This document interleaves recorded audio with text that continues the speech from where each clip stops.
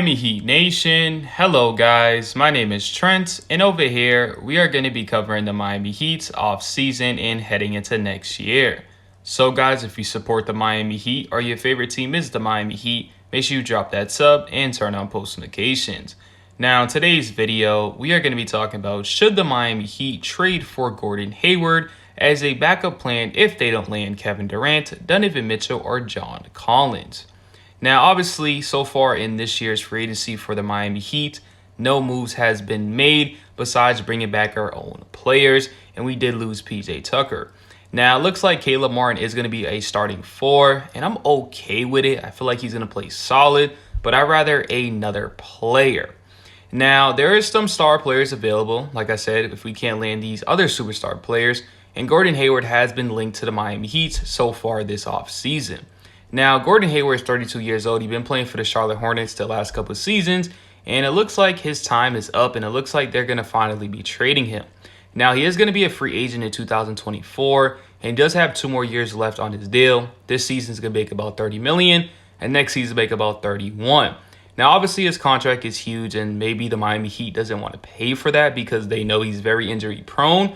But I could say that the Heat could allow Hayward's contract to expire and open up to $30+ million following the 23-24 season. So, obviously, you have Gordon Hayward for this year. Potentially, you could put him at the 3, maybe even the 4. He's about 6'7". I doubt it they will do that. But you also do get another scoring option and another player that has been through stuff like Jimmy Butler and Kyle Lowry, player with experience and stuff like that. And then obviously that 23-24 season, if y'all don't make any moves this year with adding Gordon Hayward, you free up so much cap space. And during that free agency, you have money to spend and add players to your roster. This year, you really didn't have that because you got Kyle Lowry on a huge deal. You got Duncan Robinson on a huge deal. And it was just very hard to move those players and move those contracts without really having any, assets and all that crazy stuff.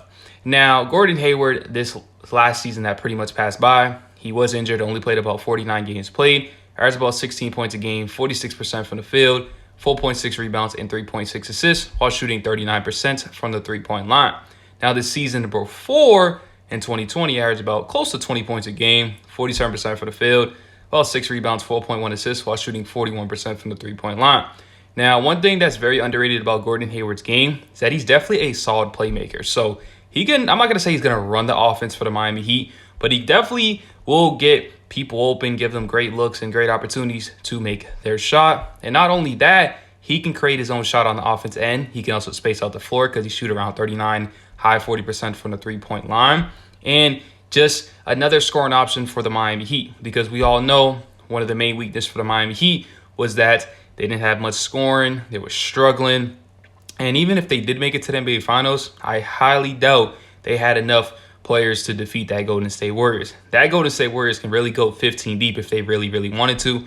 We only really had Jimmy Butler. So a potential lineup could really be Kyle Lowry. He looks like in shape. He looks more slim. Hopefully his condition is good too. Tyler Herro may be starting.